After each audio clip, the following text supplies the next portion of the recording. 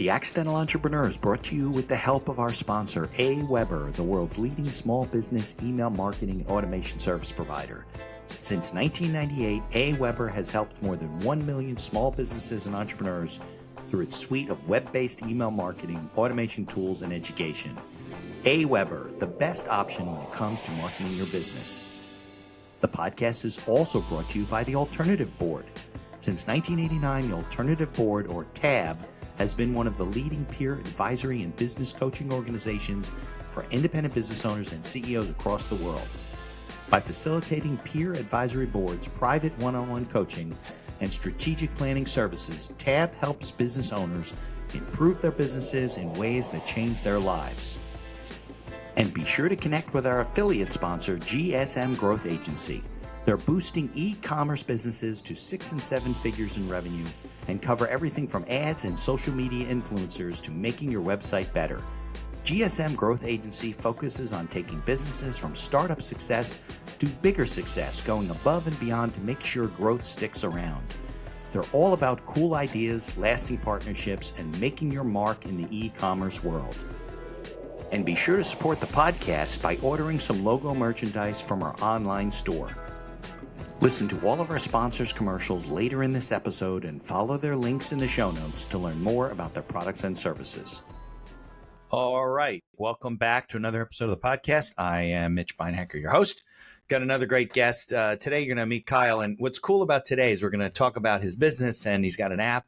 But, you know, if you're listening, you can pull over on the road and download the app right on your phone. So I always like that. Sometimes we talk, things are coming. This one is out. It's a movie app. It's going to be cool.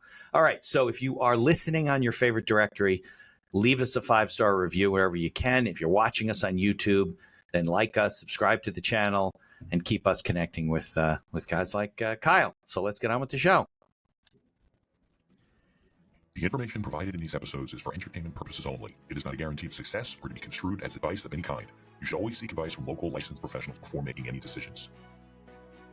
The dictionary defines an entrepreneur as a person who organizes and manages any enterprise, especially a business, usually with considerable initiative and risk. People often start a business without much choice, perhaps due to a job loss or just being dissatisfied at work, and they come up with an idea they just know can be successful. They become entrepreneurs by accident. That is to say, their success or failure happens by accident, not with intention. My name is Mitch Beinhacker. I'm a corporate attorney and a business advisor.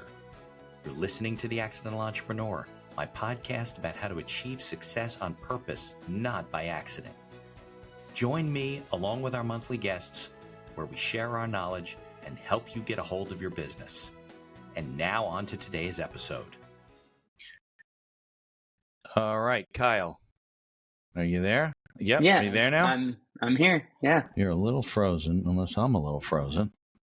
I see you. So hopefully. You back now? Okay. I think so. Can you hear me? All right, we're good. The computers will fix it later. Okay. Yeah. So, what was I going to say? All right. So, welcome to the show. We're going to talk about your current app and the business that you're running. Maybe the second half. But why don't we start with, your background in entrepreneurship, other things that you've done, and what kind of led you up to this, your tech background, all that kind of stuff.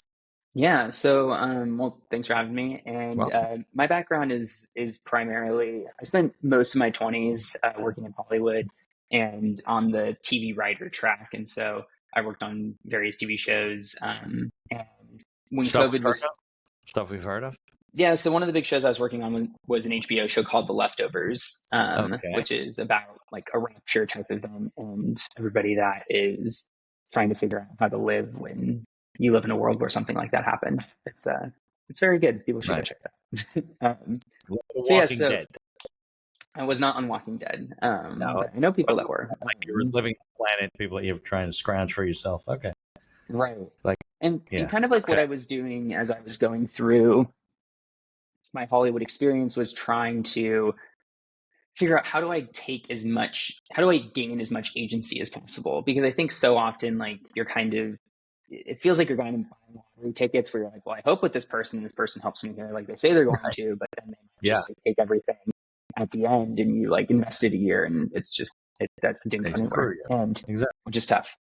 Yeah. And so I was like doing that for a handful of time, and I realized that there was just limits to what my effort would get. Like I realized that there were certain moments where I was like, oh, like I'm not like really operating in a world of like kind of physics where it's like if I like move this thing here, it's moved. Sometimes Right. when you're dealing in the land of like networking or people, or like a lot of things are based on like I don't know, just like high political social capital. Right. You like things can just like fluctuate a ton, and it's really hard to figure out how to push through that. And I just was kind of getting to the point where I was like, I want to like put my effort into things that are more that have return. I want to know what my ROI is. I want to Sure. know like what my my cost per effort essentially. Yeah. And so I was just naturally kind of drawn towards businesses, but I kind of came into it where I'd started a management company in Hollywood that was very unconventional. It was ran by creatives. So instead of it being like a bunch of like business people running it, we essentially just like, took the middleman out, and then we just like created resources internally. I ran that for about, almost 3 years. Okay. And it got to the point where I was just like not really wanting to manage that type of company based off of like how heavy, how it was like all key person. There wasn't like, I just had people problems, and I was Right. like trying to figure out how do I have like product problems, because I can Yeah. control products, I can't control people. And Right. so I wanted to try to True. figure out how to move into other things that felt, I don't know, just more valuable. And so I just kept kind of going that way. And then after I did Orphanage, which is that management company, my COVID happened, and my business partner now and partner Amy,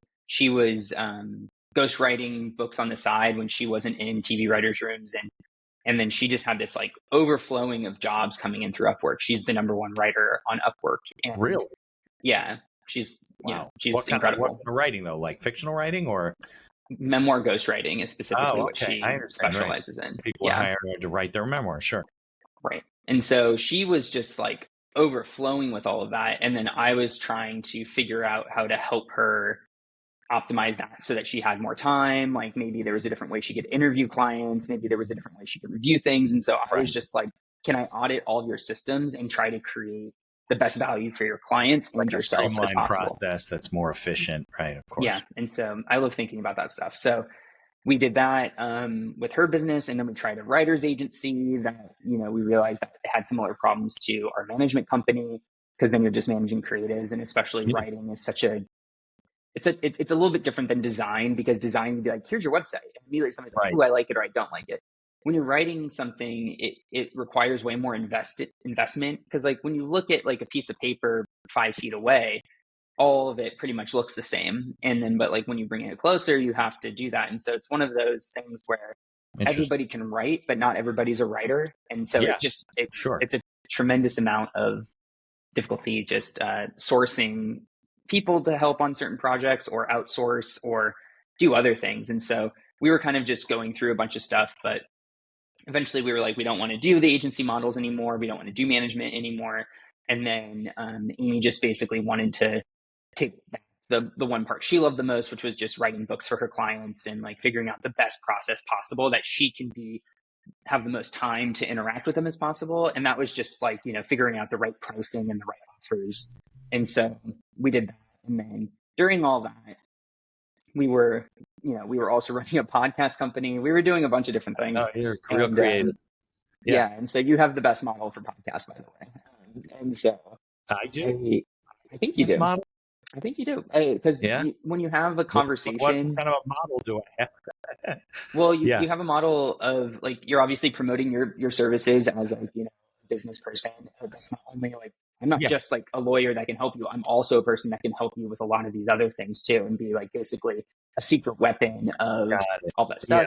And then by having this platform, you're connecting with entrepreneurs that might want your services, or at the very least, it's creating enough value for this like 30-40 minutes of your time to like essentially then be like, oh, I really like Mitch. Mitch can help me with my thing based off of these conversations. So you have like a natural I mean, that was the intent. ecosystem. Yeah, absolutely. And so and it took a while to get there. Now, does Amy she still has the memoir business? She still writes? Yeah, so she's still doing great with the memoir ghostwriting, and she currently has a couple times. Wow. She's in New York with one right now. She's going to be in Canada with another one. And 2 weeks. And so she was on location, like she goes and sits with them and stuff. For specific clients. Yeah. So if they have like family members that they want her to come visit, they part of her package is to travel to where they're at. So so she's doing that. She also has an amazing Substack that if anybody is a writer or a freelance writer, she just recently launched her job board because she had too much jobs coming into her that she couldn't take on. And so instead of us creating an agency, she had a great idea to start a job board. So basically we have people coming in through her website that are warm leads that don't post jobs anywhere because she's the first on Google for if anybody's looking to hire various book editors or freelance writers. And so Amy gets a lot of just like warm leads from that. And they were just kind of disappearing because we couldn't take it on, and she didn't want to scale and she wanted to just do that. And then she came up with the idea. It's like, what if we just made this a job board? And then when a job came in, I can add value to the client, even when I can't do that. And then people who are subscribers could just pay $8 like a month. And then we wouldn't subcontract. We would basically just like say, hey, here's the job. And then we would put like 10 applicants in front of the person that's within the job that they want, that is verified, and kind of just wanting to get them really quality applicants. Because one of the hardest things ever is if you're hiring on your end is that you just are like, you have a deluge of just like insanity that often comes into your thing. And it's people from all over the country, and there's bots that are like in your inbox, and now your email is just overrun. Like, it's just like, it's so much. And a lot of our clients that reach out to us are older. And so they want to have something that feels a little easier. Like they might have never used Upwork or LinkedIn or whatever for any of it. So we're trying to. So what's the monetization part? They pay a subscription fee to be on the job board, and then that's it? Yeah, so they just pay $8 a month, and then they get like, dozens of jobs that aren't anywhere. And they're people that we have interacted with or clients that we've had previously. And so we're kind of just trying to bring value to, Amy's subscribers in a unique way that doesn't put us in the middle of everything. It just sort of says like, here's like an amazing person. I think you're going to get along with these couple people. And we've had people already get hired off of that, which is incredible. And so that's what Amy's up to. And how do you put them? I know we're a little off. We're talking about Amy's business right now, but maybe we get her on the show. So, but how do you you have to deal with that traffic, right? So if a job gets posted and 30 people want to submit, the guy doesn't want 30 submissions. So do you pick and choose and say, okay, these are the top 5 and here you go? Or you really just kind of leave it to them?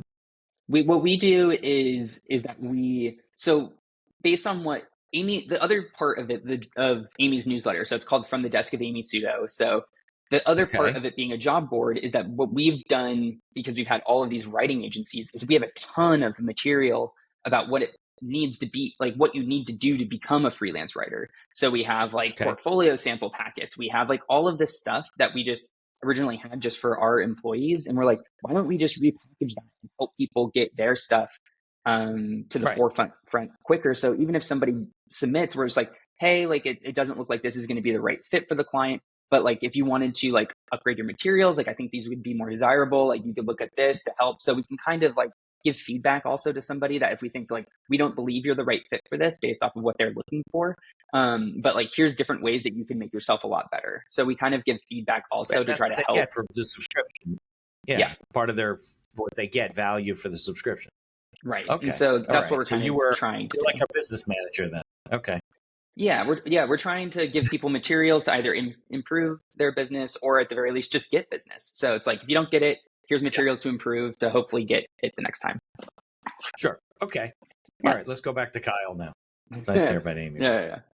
Well, it's part of your journey, right? Because you were helping her along at that time. Yeah, I'm like her ops person, so I like help her with the business, and but that's something that she is like really in. But I help manage like ads and like SEO. Like I'm like really deep in her website a lot. Like I have her Ahrefs account, and so a lot of when you're running a digital business is the maintenance of these digital things. And there's all of these like things like Google can like implement a new thing that immediately sends your traffic down or up or whatever. So sometimes you got to kind of like figure out how to ride the wave. And that's like something that I've done is like, how do I look at all of these? How do I make it so that her platforms are completely optimized across every social platform or every lead magnet possible. Yeah. That can That's why she's the top. funnel everything into her. So yeah, so my big goal when I started working with Amy is like, how do we get you first on everything? And so that's what she is now.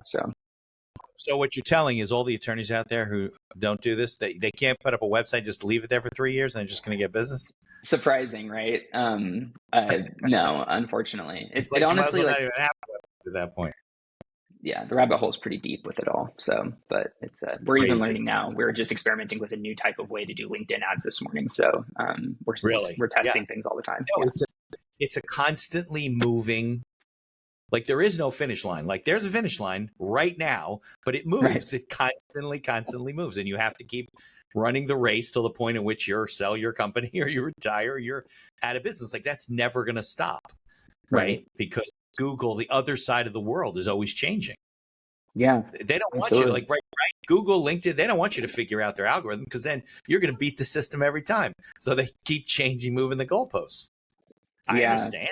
If not, people would be like, Kyle knows how to do this. I'm not even putting my ads out there. Like that's not going to happen. So you're always fighting it. Sure. Yeah, that was we could talk about this later, but I learned a really hard lesson with Google when I launched the Omlis website, which was a completely different idea that I had that worked like amazingly for like 4 months. And then like the search just dove and I just couldn't salvage it. It was just like, and it was an update that they did that completely removed what my strategy was. And so it was like tough. I didn't like it. Yeah, exactly. Right. All right. Well, we'll get into that when we talk about Omlis. But so where are we at now? You're helping Amy, and then so I'm her COO and like head of growth. Like I try to just like also like her business is so fascinating because it just has like there's so many people out there, like a lot of women also, like a majority of Amy's followers it's like 80% women, and also women above 40. And so it's a lot of women that are kind of like, they might be retired or they might have been stay-at-home moms and they're now empty nesters, but they love reading and they love writing, or they had a previous, job as a copywriter and they're trying to figure out how to get back into it or whatever. Also, there's a lot of different aspects to it, but it's kind of like a fascinating experimentation zone because I think like Amy is very concerned with her, like what we call is just value for time. Is that like she doesn't want to manage people, and so we don't scale. And what that means is then how do we create the most value based off of byproduct? So it's like, how do we take your website, and if this is coming in, how do we like put brands on this or put ads on this, or how do we leverage this? Or like Amy's amazing idea with like saying like, I have all these clients in and I feel like I feel bad saying I can't take them on, or their budget's lower than what we are, but there's a ton of people that would love to like give edit notes on a book for $5,000, but it's like we just don't have the capacity to do it personally. And so what it's very cool to kind of be like, oh, that's like a really unique way to like have byproduct. Or she's writing her next novel right now that's going to be out in February, and so Amy's like wanting to spend a lot of time writing that and helping her current memoir ghostwriting client. And so her time is just like all writing right now. And so then I'm the one that's like basically trying to do LinkedIn, trying to like manage Substack, trying to look at whenever her website's going through. So there's a lot of maintenance that happens. And so I think like with her specific sort of setup is what I think a lot of people desire, which is like, how do I make 6 figures a year and being a solo entity? And how can that be reasonable? How can I work 20 hours a week and get what I want? Look, I'm in the exact same position she is. I used to have a firm. I used to have partners and people working for us, and I don't want to do that anymore. But I have the same problem, right? Because people want me. They're not going to go to Amy and say, oh, I'll hire your assistant. No. Like, I mean, there are jobs that you don't take, but if she's taking the job, they want her because of her skills. So they want me. So it's hard. And I don't even know how you manage that. I use a lot of automated processes to deal with all the other stuff because I'm doing the work. And what attorneys do, and she would probably do it too if she didn't have you, right? Is that she gets really busy and she works and works and works. Now she's writing. When she comes up for air, there's no more marketing going on. It all stopped because she was underwater for whatever, 2-3 weeks, maybe not even at home. Like you said, she might have been on location. Right. So it's kind of like an interesting mutually beneficial dynamic where I'm like, I'm really into Pinterest right now. I think Pinterest is really fascinating and it drives a lot of growth for things. And Yeah. Right. And so that was like, I spent like 3 months just basically in Pinterest land, just like trying to Yeah. optimize everything she was doing with Pinterest. And so, Pinterest is yeah, with so the boards, right? You put together boards, like almost like idea boards and things like that, right? right. And her ideal audience is like, women in their 30s. And that's the majority of the people using Pinterest or even older. There you So go. it's like you kind of go where the people are, or even just like with her job board, it felt like LinkedIn was like a perfect place to put ads on, because if you're on LinkedIn, you're not thinking like, I wonder what everybody's up to. Chances are, if you're on LinkedIn, you're like, I want to get a job. I'm looking for a job. Right. I'm interested in jobs. You're thinking more from a work perspective. And so I want people that are already tuned to be like, what are they doing on here? And chances are they're wanting work or they're wanting to see what's out there. And so if we have ads that are very curated to a specific person, and every writer, like most people in the world can write, and the largest language that is written is the English language. And so Right. it's interesting to think, I can write, I want to like get better at this. And so it feels like a much more accessible step. And I think the way that, Amy also pivoted also, or we made a conscious decision to get out of copywriting and just go straight into long form book writing and make that our entire thing, is because AI is it's the farthest away from being able to fix that. It can't do it. It Right. doesn't have, It's and real hard to it's write an entire novel on AI. Yeah, it's exactly. impossible. It doesn't have context windows. It's like trying to look at the last 5 pages of what was written and determine what the rest of the book is going to be. And you can't write a book based off of like the last 4 pages. And that's how language models operate. They Yeah. just look at whatever Yeah. the last Yeah. chunk was and then go forward. But that's why blogs Yeah. and copywriting is So very good, is the the LinkedIn context stuff, window. though, you're trying to build the community of subscribers, right, for the message board. Right. So I'm just trying to see like, where is Amy's ideal customer at? Because like some people might not know what Substack is, even though I think Substack's an incredible growth place right now. It's incredible. Like Amy gets tens of thousands of views through Substack, or clicks and reads. What's Substack? And that's, I don't know what Substack is. you know what Substack is? Okay, so Substack is essentially like a newsletter social network, where people have their newsletters there, and then it sends them out. You can manage it. People can pay to get your paid tier. So you can have like exclusive content and free content. And they have all these just like things that are amazing. But the thing that was really cool about it, because we were doing ConvertKit for a really long time, but we were also dealing with domain health, and like email health is like an entirely, like that's also a giant rabbit hole that I've had to go down. But the thing with Substack that's amazing is that they send it out through Substack. It's not your personal email, but you get to control all of your followers. And that's the biggest problem with YouTube or TikTok or anywhere else, is you can't download your followers. You don't have their emails. They have it because they want to keep you on platform. But Substack immediately came in and said, you even if whatever happens, something glitches or your thing shuts down or we cancel your account, you will have all of your data. Like you will have it. And that's like the biggest fear with everything else. Because if you're Mr. Beast and lose YouTube, you are screwed. Like you don't have anything. And so it's like a lot of people deal with an intense amount of anxiety that there might be some random thing that flags and takes down their account, and they lose tens of millions of dollars, just, and their whole everything they built is gone. And so yeah, but I don't know. I know we've been kind of rambling around, but well, it's kind of like another business, right? You're running the business, and you guys are building this model, and you're building a community. There's a lot to be said for subscribers and building that subscriber base and offering more services. And, you can build a rich community, even one that you could sell at some point, and build a lot of cash flow when you have a lot of good value to offer. And you can find these people. Obviously, you're good at that. So you guys have a unique combination. So you said she's your partner. Are you guys married? Are you together? Or just business? Yeah, we're together. We're romantic partners, and we own businesses together and stuff. Nice. But like definitely like the tech products was something I was more interested in than Amy. And so it was something I kind of had to go on a limb by myself to sort of figure out, because as I was getting deeper into her mechanisms, like I was doing Zapier, I was doing like all these automations to try to like those too. Yeah, I was trying to streamline everything, and then I was like then learning how to code because I wanted to just build certain things. Building APIs yourself, like yeah, I was really trying to just like streamline as much as possible, and it was like so it's been like really fascinating because I think I just really love puzzles. Yeah, and what is business but a giant puzzle? And Amy's not interested in puzzles as much. Amy wants to. Sounds like my daughter's a writer. Yeah, Amy wants to write. Like Amy just loves writing. She loves talking to people about writing. She also loves teaching, so those are like her core competencies. She also is obsessed with merch. Like she is like merch all day. I want to like, she's now like, when she's not writing, she's just like dreaming up like she has a new book coming out called The Ash Trials, which is like a romantasy book series, and she wants to make merch for it. So she's now just like daydreaming on merch with somebody. Yeah, definitely.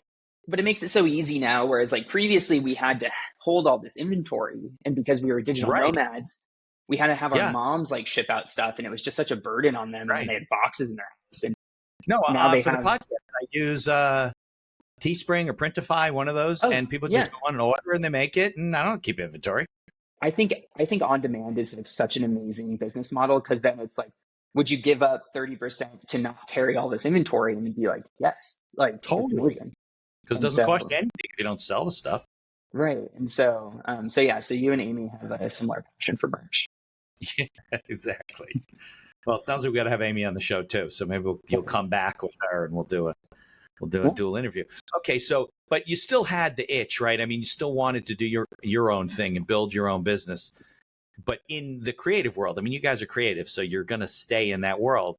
So was there another business you did before OmList, or that came right after while you're working with Amy? The last two things that we have the podcasting company. So we were doing like scripted podcasts because we came from a writing background, and when COVID was happening, it seemed like an interesting. So you're like a production company, like we were a production company. Content. Yeah. Okay. And all right. We also had like Amy was running it as a live events company before COVID, and then when the podcast thing happened, it was like, okay, what's podcast? And right. That's what I said. Yeah. And what we had started to realize was just like how costly it was to make scripted audio. It was, oh my God, like Mitch, I can't even tell you, like to write like 10 episodes of something and then get 10 different actors and coordinate with them and to do all that and then work with a sound designer. It's like the best thing with podcasts is just quantity. Like you want quantity and you want to be able to like we devour this stuff. My son and I listen to a lot of these.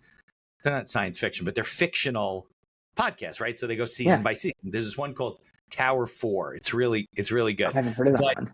Yeah, it's really good. This guy goes to the woods. All this crazy shit happens. It's like been 2 or 3 seasons. And the end of the season was, there's definitely another season because the thing's not over. But what happened was the guy who owns the show, first of all, some of the actors are part-time and then they left their job. They became full-time as this thing's progressing. And he would come on in the middle of the season and say, hey, it's Kyle. Just want to give you guys an update. Because it's hard to produce an episode. They got to get people together. They got to coordinate it, right? And I can imagine how much, not like everybody gets together in a room like you and I are, make one episode and it's done. You got to write it and rewrite it and do it and then get the people to do their different parts and put it all together. And you have no budget. It's not like a movie. Right. No. You have millions of dollars. Yeah. It was by far the hardest thing I'd ever done. By far. Yeah. I think people find that surprising. I think they do. They don't understand the creative process.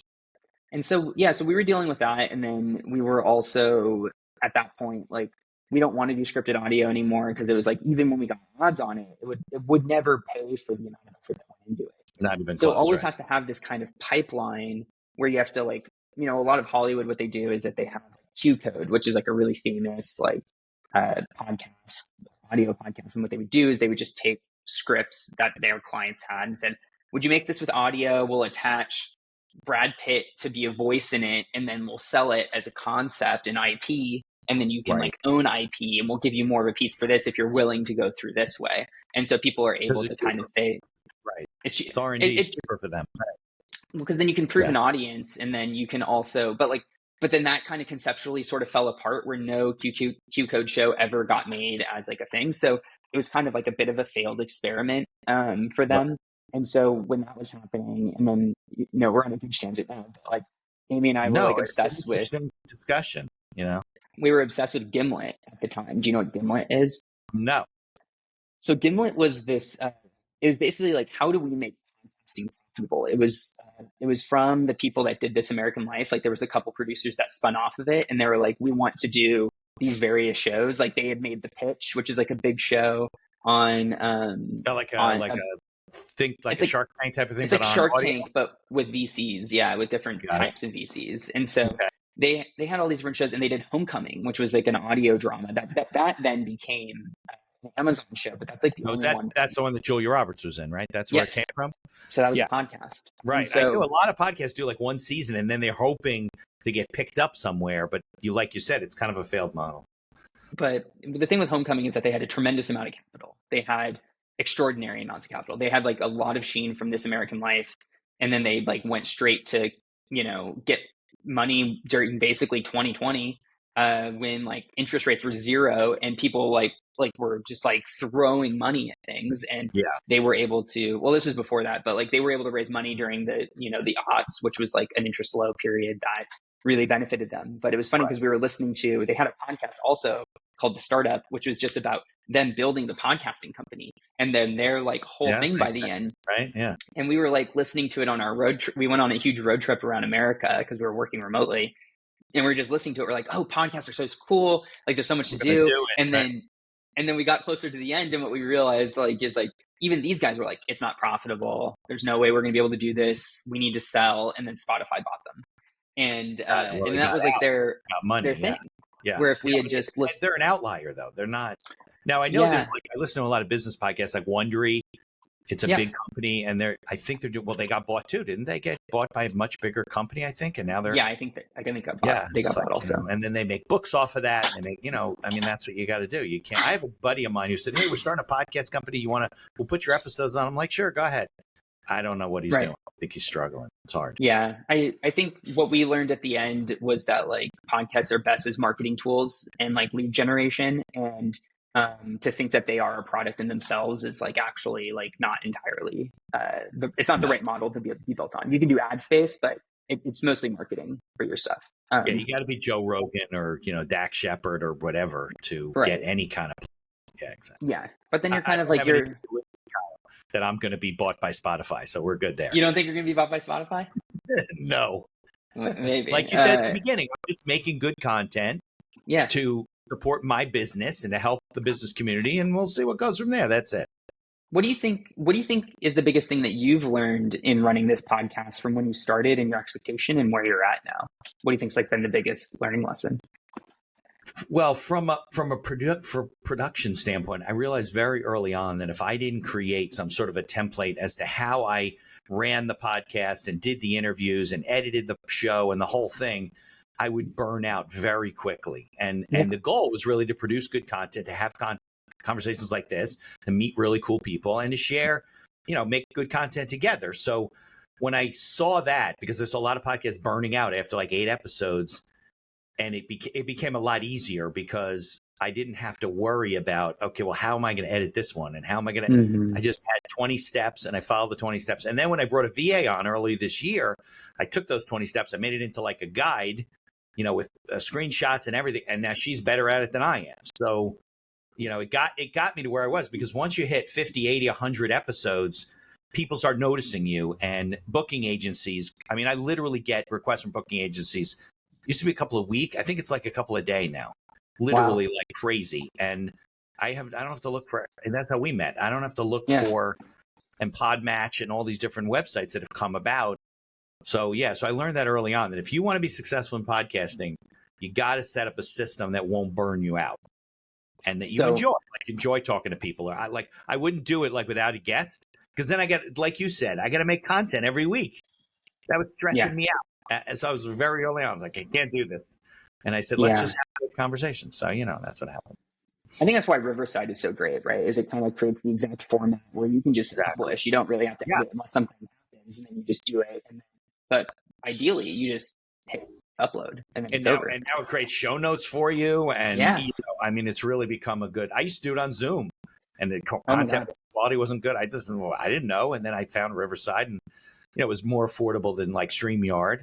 Because I'm on a low budget thing, So I think it's a good way to produce content. But I've always I said to a buddy of mine, hey, maybe we should like all move together and form like a podcast company. But I couldn't figure out what the profit, play was. Like, how are we going to get people to? You'd have to get sponsors, right? I mean, that's like a radio. Yeah. So, I mean, it's like time for value. I think you figured out the right time for value for you. Yeah, exactly. It's working for me. You have to just show up. And it's also not like something that requires like a deep amount of commitment on your time other than likely just the initial interview to be like, okay, I think this could be cool. Like, let me look at kind of what you're doing. Let's just talk and freestyle and sort of see where it I don't do goes. any more work than that. Like, I don't need to, I'm not Larry King where I literally don't need to read anything about the guest, but I read your bio, we talk for 15 minutes and then we get on the show and we, talk about this stuff. But yeah, it's interesting because you guys really come from a creative background, but you're a business guy. I mean, you look at the creative side and say, okay, if we're doing this, it's not just volunteer work. We want to make money. We want to be successful. And I think that's one of the problems with the creative side of our brains is that we like overlook the fact that you can't just do this for fun forever.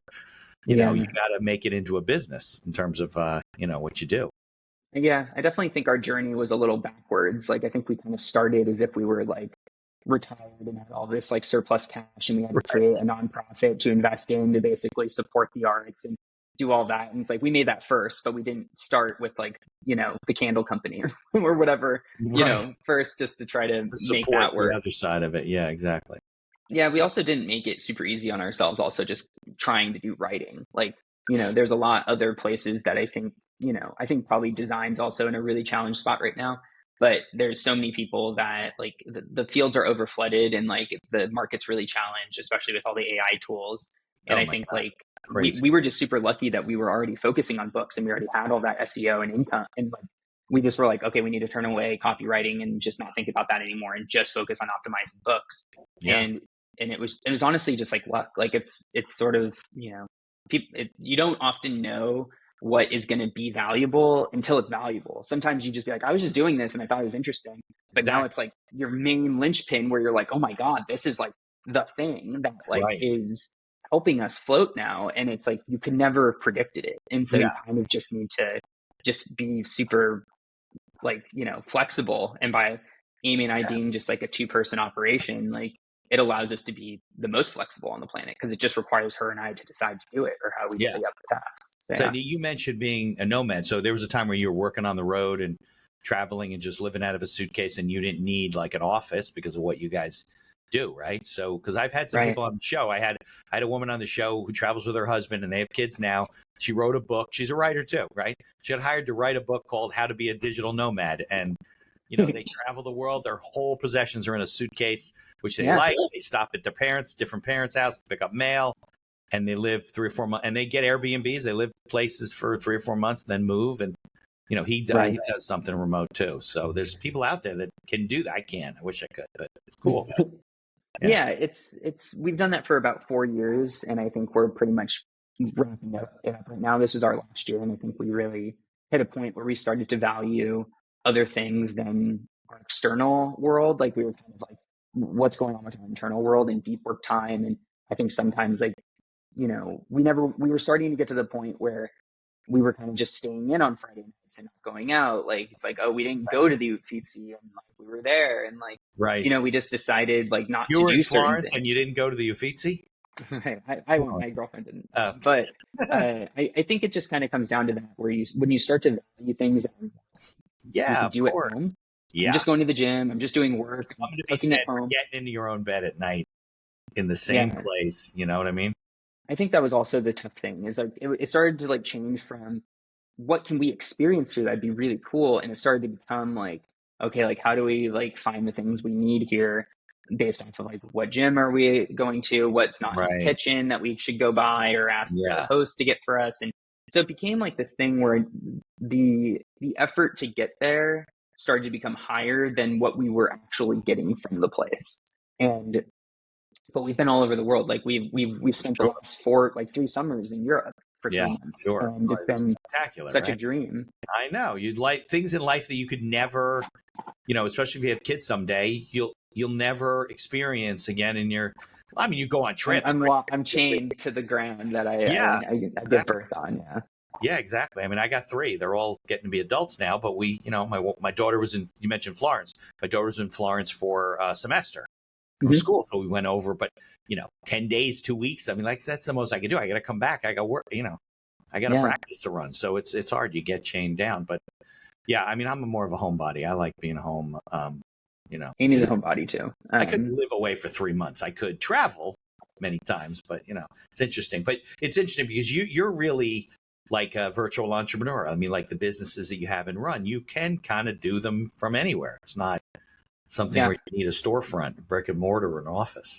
Right. That's why I think like tech was like really interesting to me, as I wanted to kind of be like, because like Riverside's super fascinating to me, but I also think like there's just things that I use as like an entrepreneur where I'm like trying to figure out what the pain points are. And sometimes a big pain point for people is they don't have like a super PC to like, run all of this compute on when they're recording or trying to do a video or a presentation. And then they want to like reorganize it where they can have like something good for YouTube and TikTok and Instagram or LinkedIn. And it's just like, and I was like, oh, what if there was like an app that basically does it like, because like what Riverside does is we're all uploading to a local server. It's not processing on our computers. And that's kind of the genius of it, is it's like you can get really high quality stuff because there's a backlog of it saying on our computer right now, we are recording what is happening, but it's not having to do it in real time. It's all like a delay. And so, and I think that that's what's really fascinating about that. And I was like, well, what if it actually gave you all these different abilities to have these different formats of what you've recorded or what you've done? You could be a little like bubble on the screen, but you could also have it be a square and have the screen on top. And I was like, I just want to like build stuff like that. And the more that I kept kind of having ideas like that, I, and with Omless, like I was just like, I need to get my feet wet more with this, because I do think products are the future, because I know what it's like to run people businesses, and it's really hard. And I know that there's also downsides to products, but I just felt like that there was something in the you can deal with products. It was just like, and I get it. Like I knew what it was like to be an employee, and now being an employer, like I felt like, reading Rich Dad Poor Dad, I was just like, I felt like my brain was completely changing with, Robert Kiyosaki in that convenience store where he's just like, I'm working for nothing. Like I'm like, what is, Those are great. Great book. Yeah. Oh my God. It's just, I've never seen another book that most perfectly describes if somebody has been an employee for like a period of time, and then how much your psychology completely changes when you have to think about what does it mean to keep this thing running, and kind of either like not working in your business, but working on your business, and how that means that you might not always get paid that in the same regularity that other people do, but you might get a big payment all at once or whatever. Absolutely. And I think that psychology is just that's the trade-offs. All right, well, why don't we do this? Because I'm going to forget to play the commercials. We're going down all kinds of rabbit holes, and then we'll come back and talk about Omlist and what it is, and why you did it, how it's being built. So let me just take a few minute commercials, and then we'll come back and wrap it up. Spend another 20 minutes and wrap it up. Sweet. All right. Put you there. Here's a word from our sponsors. Looking to market and grow your business? Or perhaps you're just getting started and want to hit the ground running. AWeber is the best choice for online email marketing and automation of your business. From maintaining a subscriber list to drip campaigns and landing pages, AWeber gives you tools and integrations that make marketing easy and fun. As our partner and sponsor, we use all their tools to promote the podcast and market our law firm. AWeber, the best alternative for online marketing. For over 30 years, the Alternative Board, or TAB, has built a thriving community of forward-thinking CEOs and business owners who want to radically improve their companies. Through unique combinations of one-on-one business coaching, participation in monthly TAB board meetings with other non-competing owners, a suite of strategic tools, and customized strategic planning workshops, TAB membership can deliver greater strength to your business and a better work-life balance for you and your family. All packaged in a streamlined and affordable service that the people at TAB invite you to try risk-free. Are you struggling with managing advertising due to a lack of time or expertise? Perhaps you're facing challenges in scaling ads for your store. Are you feeling lost when strategies have no success? GSM Growth Agency is your reliable partner in overcoming these business challenges. Feel the impact of collaborating with a team dedicated not only to short-term goals, but also to building long-term partnerships and achieving sustained success. Embark on an exciting journey to redefine the possibilities of e-commerce and create a legacy of unparalleled excellence. Take decisive action now.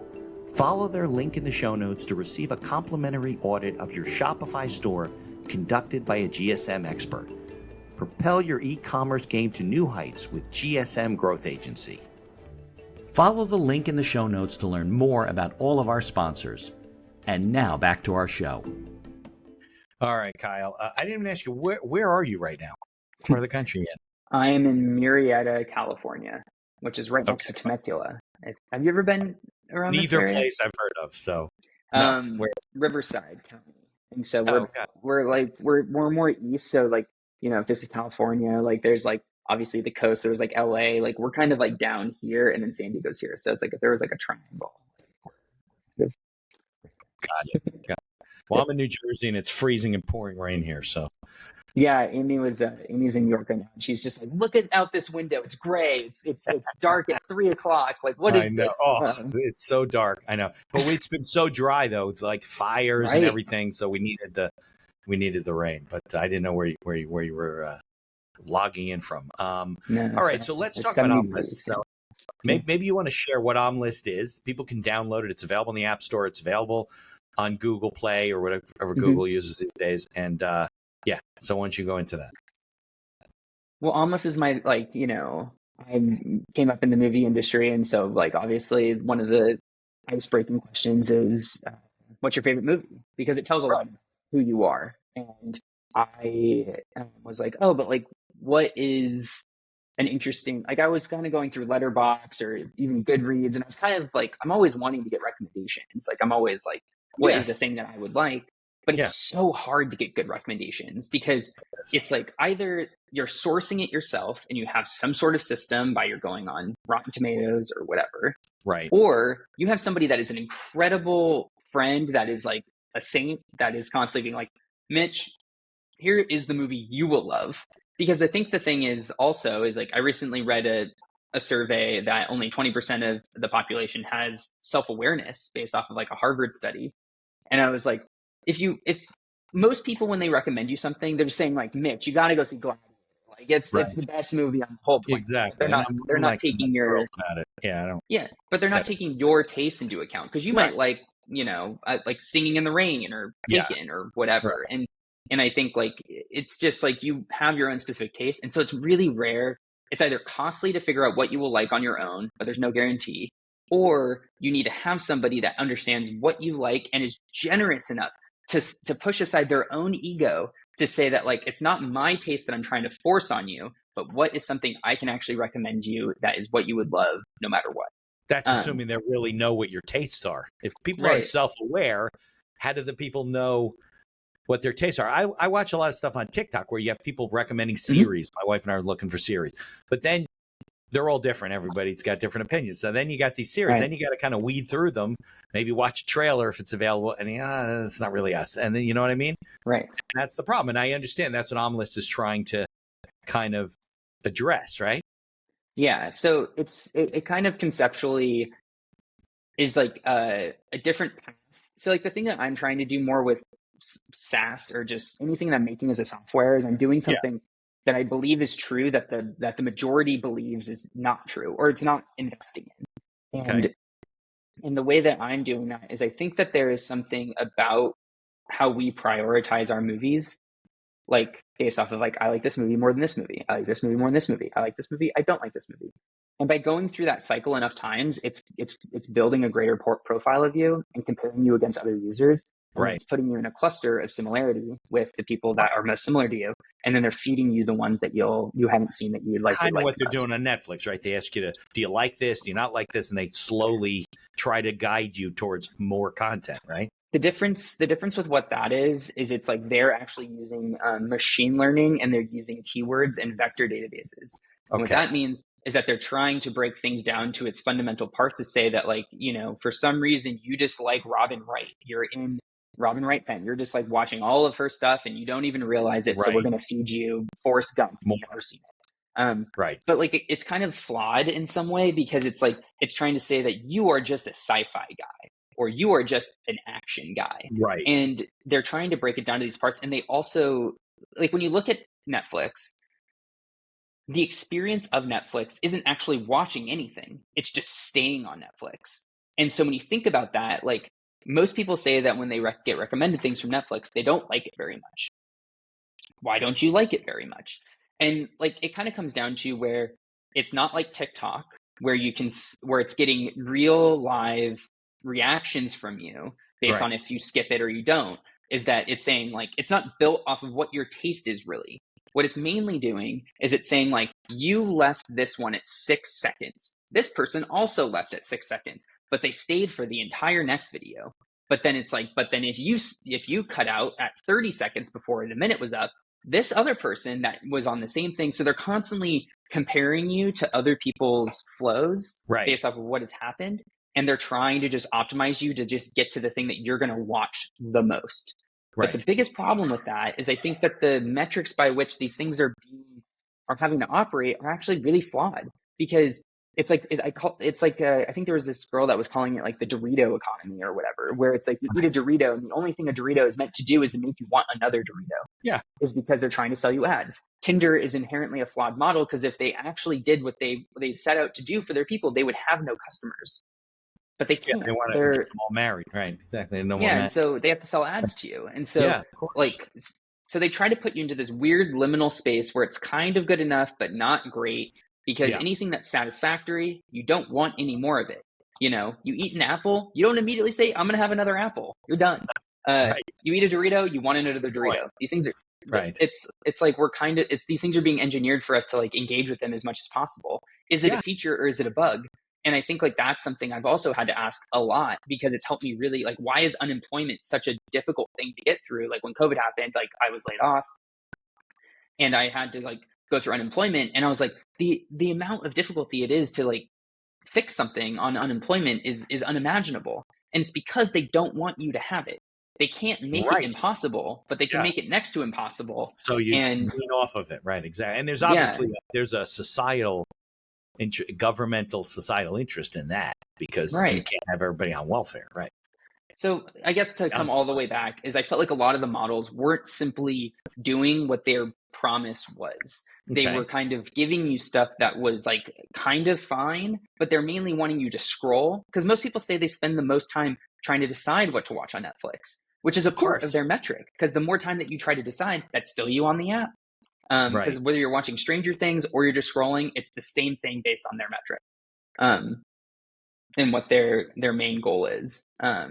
And so I was like, I don't want to do that. And so I wanted to say that I think there's something unique about how we process things and what we prioritize, and the fact that we like Fight Club more than Finding Nemo. And there's potentially billions of reasons why that is happening. And I think that I wanted to figure out something that was more human in a world that was trying to make everything robotics, making everything an AI, is because they're trying to clone your personality, meaning like, hey, this is AI Mitch, based off of all of your text messages and emails you've ever sent. And we're having it watch every movie and every TV show on the planet.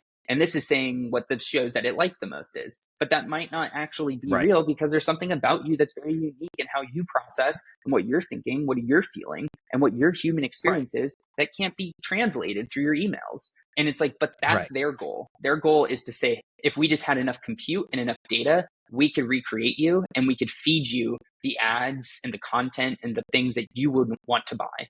And I think that there's something else about humans not curating, just like the fact that you can find what you want, get something really cool, but also in turn of you getting the thing that you want, you're also giving people what they want. And so I think that was something I learned from my earlier businesses, is how to like create the right incentive system, is that like, if somebody's operating selfishly, they're also helping selflessly in some way.